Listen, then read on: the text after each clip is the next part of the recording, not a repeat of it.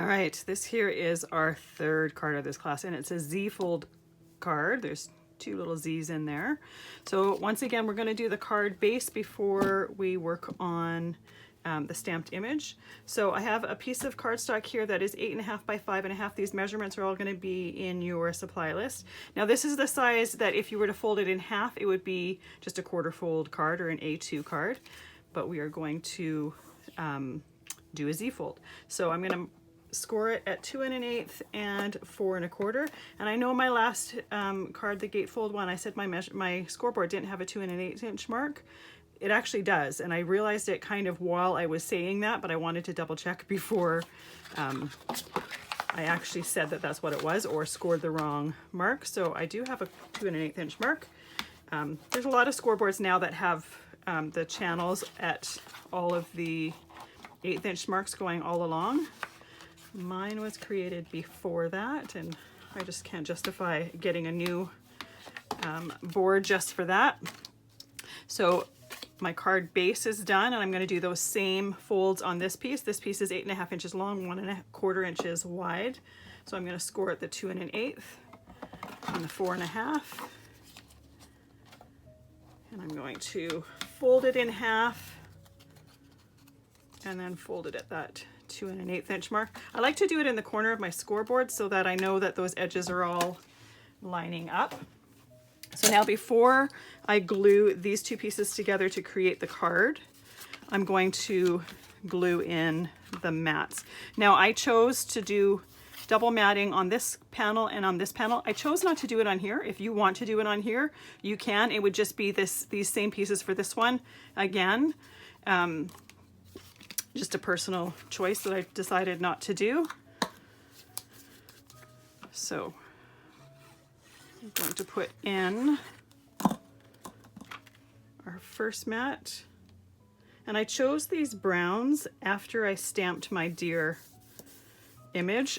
So they are chosen to coordinate with the color of the deer.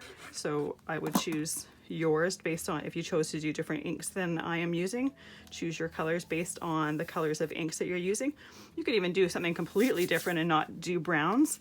I chose to do it this way because I kind of thought this card could also be just kind of a masculine. You could do a masculine birthday card or something with it instead of creating a holiday card with it.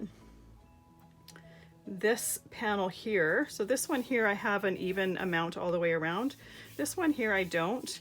I chose to make this mat 2 inches wide.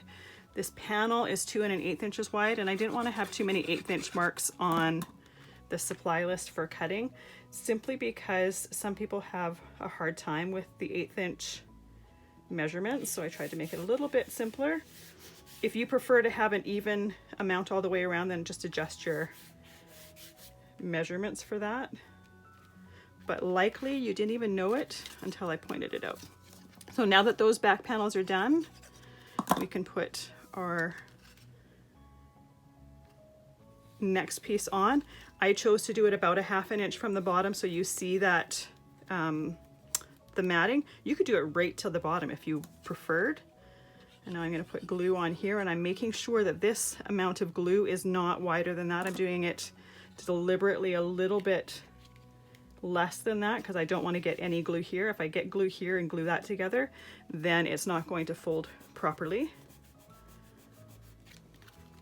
So now that that is glued, we want to make sure that it lies completely flat when we've got the card like this, as well as when we have it open. That way you know you have it completely right.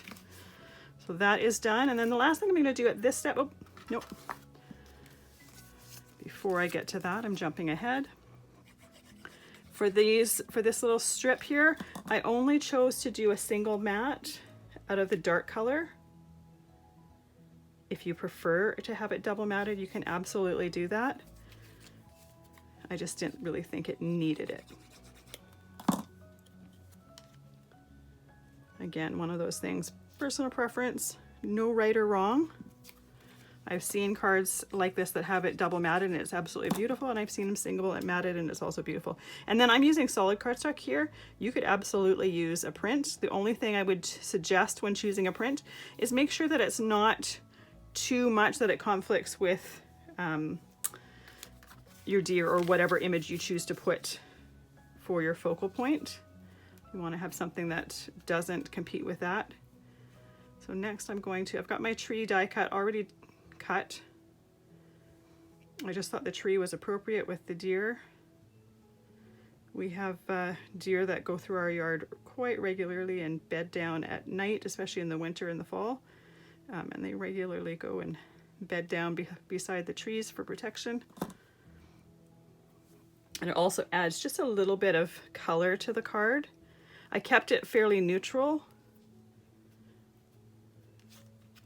so that you could choose what you wanted to put there if you wanted to add extra color. There we go. I'm gonna let that dry completely. But while that's drying, I'll see you in the next video and we will stamp our deer.